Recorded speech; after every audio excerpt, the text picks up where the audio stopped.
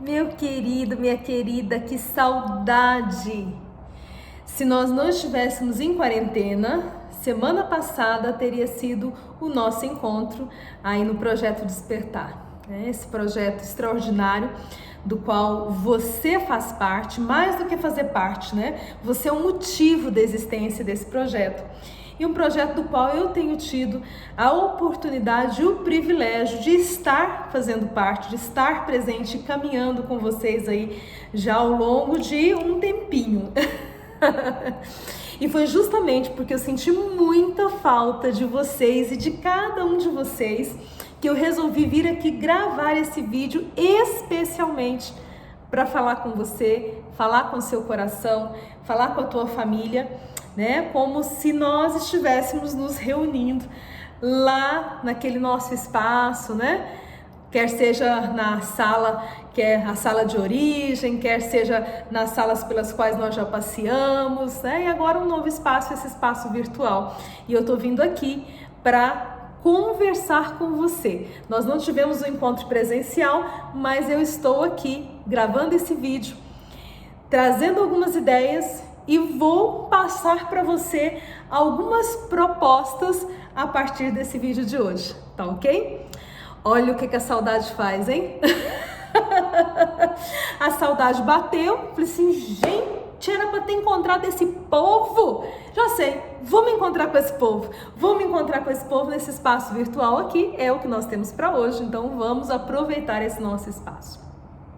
Então eu quero começar perguntando como você está nesse tempo de quarentena, como está a sua família, como estão seus filhos, como seus filhos estão vivendo esse momento afastados da escola, né? Aqueles que têm filhos que vão à escola, como que a sua esposa está, como que seu marido está, como vocês estão, como que está o seu estado de espírito, seu estado de ânimo, como é que está a sua cabeça?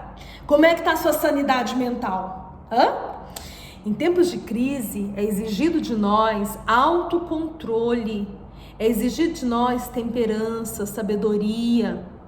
Em tempos de crise, o nível de bem-estar, o nível de saúde mental que nós precisamos ter tem que aumentar. O desafio é que geralmente tende a diminuir. E quem não está vivendo de alguma forma esse reflexo, né? Esse reflexo, aqueles que estão ficando em casa, o reflexo de ficar em casa, né? Não poder sair, os que estão saindo para trabalhar, o reflexo de estar saindo e às vezes tendo receio, né? Nessa saída, nessa exposição. A própria família, né?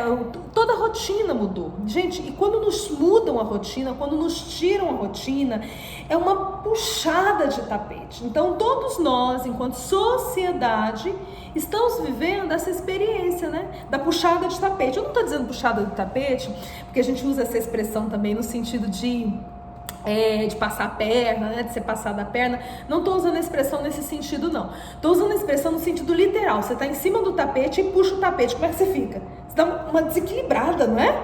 Dá uma desequilibrada. Às vezes a desequilibrada é tão grande que você leva um tombo.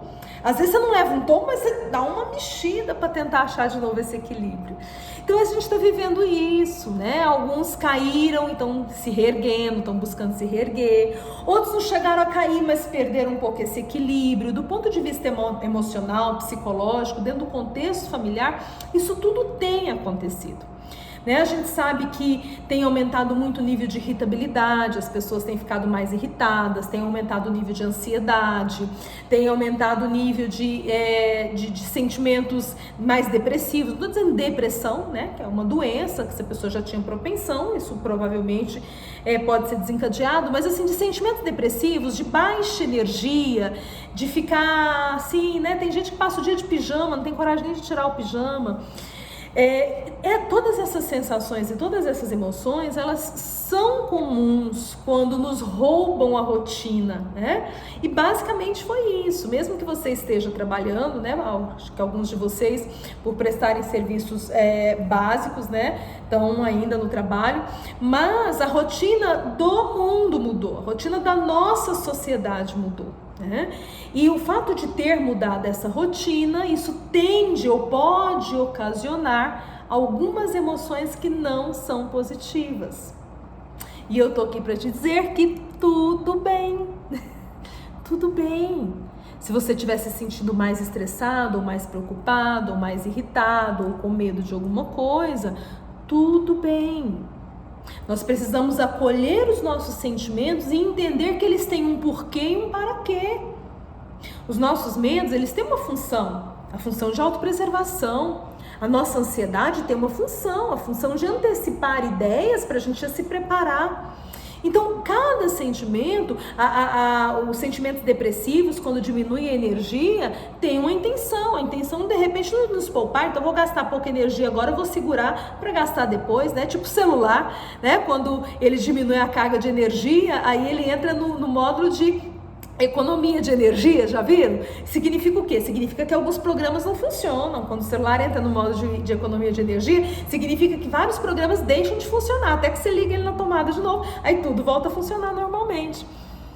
Então veja, esses sentimentos, eles têm uma função, eles têm um porquê e um para quê. Agora, o fato deles terem uma função, um porquê e um para quê, significa que eu devo aceitá-los permanentemente dentro de mim? Não. Então, a primeira dica de hoje, desse nosso encontro virtual que eu estou fazendo, né? Já que nós não tivemos a oportunidade de estarmos juntos semana passada, então estou fazendo aqui a minha palavra virtual.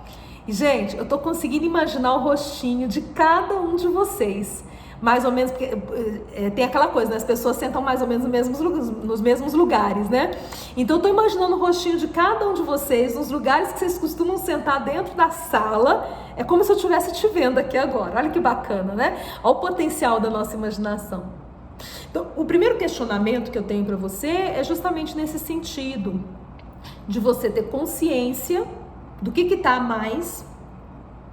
Se tá com ansiedade a mais, se tá com preocupação a mais, se tá com medo a mais. Ai, Márcia, mas como é que eu sei que é a mais? Acho que tá no normal. Não, gente, a mais é quando começa a gerar incômodo. A mais é quando a gente já começa a não conseguir sair disso. Entende? A mais é quando já começa a prejudicar o sono, quando começa a prejudicar a alimentação, comendo de mais ou comendo de menos. A mais é quando vai mudando o nível de irritabilidade. A mais é quando você vai perdendo energia, começando a entrar, né, meio marasmo emocional, uma tendência depressiva. Demais é isso. Então, esses sentimentos, conquanto sejam normais, eles precisam ser detectados para você fazer o caminho de sair de onde você está. E aí eu estou indo para a segunda ideia que eu quero propor nesse nosso encontro virtual. A segunda ideia é, uma vez que você detectou que está ficando demais, você precisa fazer um movimento para mudar. Ao longo dos meses, eu sempre converso com vocês sobre criar estratégias para construções positivas, não é? Se a gente parar para pensar, todo e qualquer encontro eu acabo trazendo vocês para dentro desse contexto. A gente precisa se libertar das amarras que nos aprisionam em sentimentos, pensamentos que não cooperam para a nossa saúde psíquica e para a nossa saúde integral. Por quê? Porque se psicologicamente você fica afetado, o seu corpo vai ficar afetado. Você quer saber o que mais afeta a nossa imunidade? Lógico, do ponto de vista fisiológico, comer mal, dormir mal, né? São coisas que afetam a imunidade, ok? Dentre outras, mas essas as primordiais, assim, as mais básicas. Mas o que afeta a imunidade demais da conta é problema emocional. A pessoa emocionalmente muito estressada, a pessoa emocionalmente muito focada na tristeza, muito focada na preocupação, a pessoa que começa a cair energia psíquica, a pessoa que está sempre conectada a sentimentos de raiva, a sentimentos de, enfim, né? Essa gama de emoções aí. E isso gera queda de imunidade. E o que nós mais precisamos em período de coronavírus? Adivinha? Mais do que arroz e feijão, a gente precisa de imunidade. Porque sem imunidade a gente não consegue nem trabalhar para ir atrás do arroz e feijão, não é verdade? Então precisa mais do que do arroz e feijão nesse sentido. Porque se a gente ficar mal, se a gente cair de cama, a gente não consegue correr nem atrás do arroz e do feijão, do sustento da família, que eu sei que é algo muito importante para você, que eu sei que é algo salutar para você, também é para mim. Então nós precisamos cuidar da nossa saúde mental, para que os problemas psicológicos, aquilo que eu penso que não é bacana, aquilo que eu sinto que não é bacana, faça com que o meu corpo veja o reflexo disso adoecendo por conta de uma queda de imunidade. Isso é sério, não é? É muito importante. E aí alguns de vocês podem pensar, mas Márcia, como que eu vou ficar saudável psicologicamente? Como que eu vou ficar bem mentalmente se a gente está nessa prisão? Alguns vão dizer assim, nessa prisão com o menino dentro de casa 24 horas. Menino que não vai pra escola nem pra dar um sossego pra gente, não pode nem mandar menino pra casa de vó. Outras pessoas vão dizer que a prisão ela é mais do ponto de vista simbólico, emocional mesmo, né? Ai, porque eu não consigo nem ir pra feira. Esses dias eu tava vendo com o Lindomar uns videozinhos, né, dos senhorzinhos e umas senhorinhas querendo sair de casa, né, e os filhos trancam em casa e tal. Aí tinha algumas cenas muito engraçadas. Gente, é engraçado do ponto de vista que tudo que passa da medida vira cômico, né, vocês sabem disso. No fundo não é engraçado, porque tá, né, que tá representando aquilo ali é uma dor da pessoa, uma dor psicológica, mas em toda tragédia tem algo de cômico, então ficou cômica a situação. Então uma senhorinha, ela sai de fininho pelo portão e o neto vem chegando da rua e vê a avó saindo. Aí o neto vira, vó, mas o neto já é homão, né? Vó, o que você tá fazendo aqui, vó? Eu vou sair quando eu sou prisioneira. Aí ele cata, não vai, enquanto eu te ver você não vai. E cata a avó, joga ela no ombro e leva ela pra dentro de casa. Gente, pense numa situação como essa. Né? Um outro, esse eu não me lembro se era um homem ou se era uma mulher, tentando escapar por baixo do portão, porque o portão estava trancado, os filhos trancaram o portão, e ela tentando escapar por baixo do portão, e aí ela ficou entalada, acho que era mulher mesmo, ficou entalada no portão. Gente, que situação! Que situação, né? Essas pessoas estão se sentindo aprisionadas. E principalmente se tratando do grupo de risco, tem que ficar em casa mesmo, né? Mas alguns não estão gostando disso não, alguns estão querendo furar o bloqueio, né? Estão querendo ir pra rua, por isso eles filmaram essas situações, né? Que eu nem sei se eles filmaram uma coisa real ou se eles fizeram, né, uma armação para poder passar essas ideias pra gente. Enfim, pode ser que você esteja se sentindo numa prisão de diversas formas. Pode ser que essa prisão seja a própria prisão das suas sensações de ansiedade, né? Aprisionado na sua ansiedade, aprisionado nos seus medos, né? A prisão às vezes não é nem o espaço físico, né? Mas eu quero ler para vocês uma frase, que essa frase é de Mahatma Gandhi. Eu vou escrever essa frase e vou postar no grupo. Mahatma Gandhi diz assim: a prisão não são as grades. A liberdade não é a rua. Existem homens presos na rua, existem homens presos na rua e existem homens livres na prisão.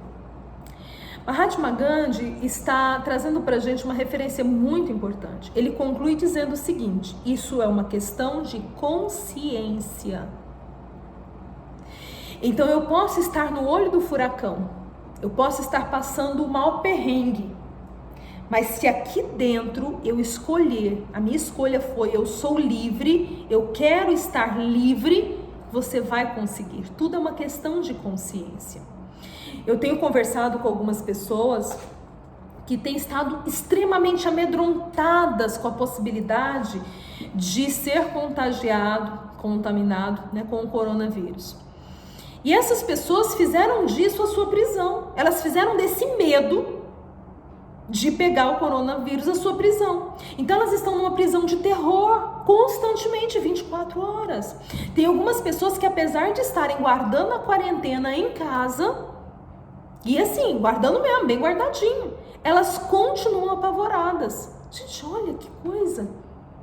E eu já conversei com algumas pessoas, porque nesse período eu não parei de atender, né? Na verdade, a clínica de psicologia, ela tem permissão, né, dentro aqui do estado de Goiás. As clínicas de psicologia têm permissão de continuar atendendo, de continuar abertas, né? Então a gente faz parte do grupo de instituições que pode abrir, né? Mas a maioria dos pacientes não tem vindo, então eu tenho atendido muito online. A maioria dos atendimentos que eu tenho feito, o Lindomar tem feito, tem sido online. Os pacientes têm preferido fazer isso do que sair na rua. E ok, que bacana, a gente tem essa possibilidade, bora usar essa possibilidade, né? Dá na mesma, a sessão vai ser boa do mesmo jeito, vai dar certo do mesmo jeito. E, inclusive, com isso eu tenho atendido muitas pessoas de fora de Goiânia também, né? Por conta dessa questão do online que agora tá mandando mesmo. Ok. Algumas pessoas que têm estado aprisionadas no medo de contrair o coronavírus nem fazem parte do grupo de risco. E nem tem, porque eu não faço parte do grupo de risco, mas comigo mora minha mãezinha, minha avózinha de 80 anos de idade, que tem problema pulmonar. Pô, aí, né, gente, 80 anos com problema prévio, né, pulmonar, tem que guardar essa pessoa numa redominha, né? Põe ela numa redominha e só abre essa redoma quando tudo isso passar. Mas essa pessoa não tem. Ou seja, do ponto de vista real, não existe esse monstro para ela, mas tudo é uma questão de consciência. Então algumas pessoas têm vivido nessa quarentena o terror. E é óbvio que se ela está vivendo o terror, adivinha, ela só vai ver notícias terrificantes. Ela só vai ver os indicadores, né, dos mortos. Ela não vai ver as notícias positivas. E ela não vai ver o indicador dos curados. Porque no meio das notícias ruins, tem notícias boas. No meio dos índices de pessoas que faleceram, tem um índice enorme de pessoas que foram curadas. Mas veja, onde você foca a sua mente é o que você vê. Se você foca a sua mente no negativo, você só vai conseguir enxergar o negativo e para o seu radar perceptivo, para sua visão, para sua audição, para o seu radar perceptivo só vão chegar notícias trágicas. Então essa pessoa está numa prisão, a prisão do próprio modo de ver o mundo e a vida. Por outro lado, eu tenho ouvido depoimentos e tenho escutado pessoas da terceira idade, senhorinhas, senhorzinhos de 70, 80 anos, até de mais que isso, né? Já quase na casa dos 90.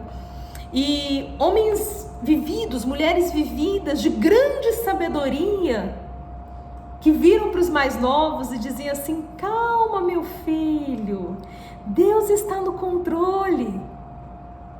Ora, eu não estou dizendo que essa pessoa não deva se proteger, não é nada disso, gente, não me entendam mal, porque se tem uma outra coisa que está acontecendo muito nesse momento, é que o povo está tão despirocado das ideias, está tão, né, bitolado nos medos, que eles nem escutam o que o outro está dizendo e já interpretam erroneamente, ok? Não estou dizendo que essa pessoa tem que sair por aí se arriscando, não, de maneira alguma.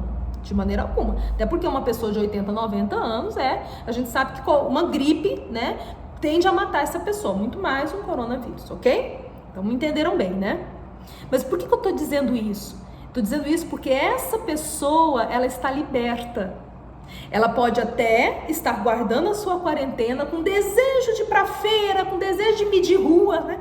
Tem um tio avô, né, que já é falecido há alguns anos, eu estava até comentando com o Lindomar, tio Albino, o irmão mais velho do meu avô materno.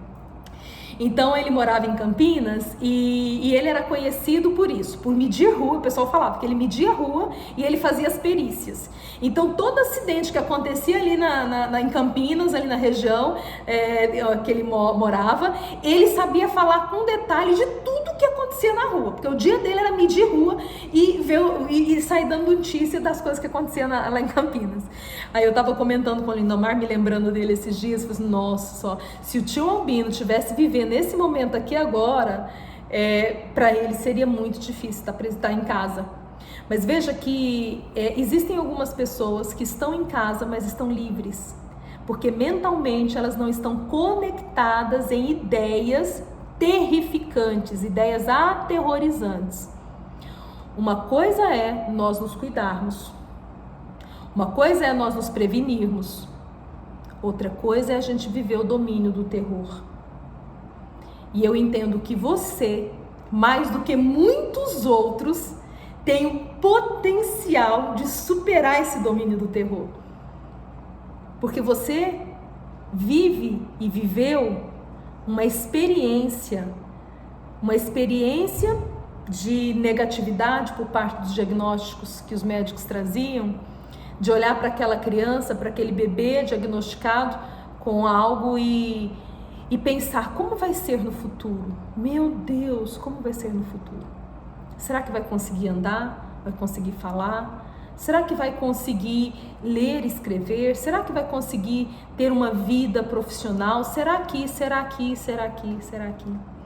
Mas diante de tantos serás, com uma perspectiva inclusive negativa diante dos diagnósticos, né? Às vezes alguns receberam um diagnóstico de que o filho nem teria uma sobrevida maior. Diante de tantas informações negativistas, você foi capaz de ver além.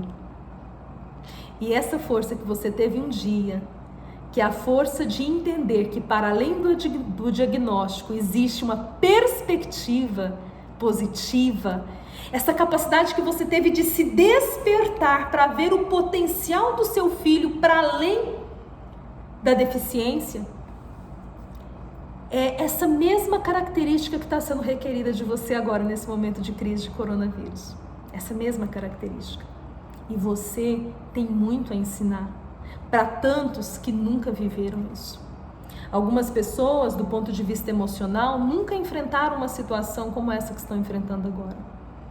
Alguns nunca tiveram a dor de perder um ente querido, graças a Deus, que bom. Mas quem já teve a dor de perder um ente querido já passou e já superou um luto uma vez na vida. Alguns nunca tiveram um diagnóstico de uma doença grave na família. Alguns nunca temeram uma situação de crise financeira, porque sempre viveram uma situação financeira positiva. Alguns nunca viveram uma experiência de tamanho temor. Mas você tem algo precioso para ensinar, porque você é uma pessoa com um potencial de superação acima da média.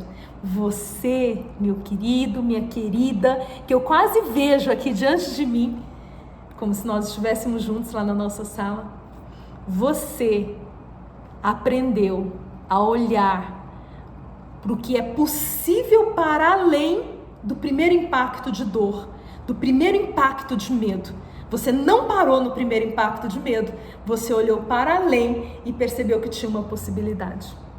Você está sendo convidado para deixar florescer esse seu potencial e para trazer isso para tantos outros que neste momento estão carecendo demais disso, para retornarem ao seu equilíbrio emocional, para saírem da sua prisão mental de uma vida terrificante. Ao invés de pensar naquilo que nos traz tristeza, vamos trazer a memória que nos traz alegria. Esse é um chamado de Deus para as nossas vidas, tem até um texto bíblico que fala sobre isso, que nós devemos chamar à nossa memória o que nos traz alegria. A mesma Bíblia nos traz versículos interessantíssimos, como por exemplo em Joel, diga ao fraco, eu sou o forte. O que não é uma questão de mentira, é uma questão de posicionamento. Eu sei que nesse momento eu estou fraca, mas não vou dizer eu estou fraca, ai como eu estou fraca. Não, eu vou dizer eu estou forte, ai como eu estou forte. Digo fraca, eu estou forte. E nós estamos vivendo o período pascal, que conta do dia de Páscoa, que foi ontem, domingo, até o dia de Pentecoste, né? Dentro do calendário cristão, são 50 dias, né, que Jesus disse aos discípulos, fiquem em Jerusalém unidos até que a promessa da descida do Espírito Santo aconteça. E quando ele vier, ele vai ficar convosco para sempre. E ele será o vosso consolador, o vosso companheiro sempre presente. Então a gente está vivendo no calendário cristão o período pascal, que são 50 dias, que a determinação, inclusive, dos ritos católicos, que eu acho lindíssimo, né, esse rito, conquanto eu seja cristã protestante, não católica, mas eu acho que esse rito católico deveria ter sido trazido e efetivado dentro, né, do cristianismo protestante também. Então, dentro dos ritos católicos, esses 50 dias devem ser vividos como um só. 50 dias vividos na alegria da Páscoa. A ideia é, vivam 50 dias de alegria, como se 50 fosse um só. Uma grande Páscoa, um grande momento de renovo, um grande momento de comemoração, um grande momento de alegria. Sabe por quê? Porque a alegria é capaz de nos tirar do mais profundo abismo. A alegria é capaz de iluminar um dia, mesmo que ele pareça noite de tão nublado. A alegria é capaz de trazer saúde para o corpo, saúde para a alma, saúde para o espírito. A alegria é capaz de nos despertar. Então é assim que eu fecho esse meu bate-papo aqui com vocês, com você, dizendo: tenha dias de alegria, desperte-se para essa transformação, porque para além do aqui e agora, nós podemos ver um porvir de grande possibilidade, um porvir de alegria. Então, comecemos a viver essa alegria aqui e agora. Beijo no coração, cheio de saudade, e até breve.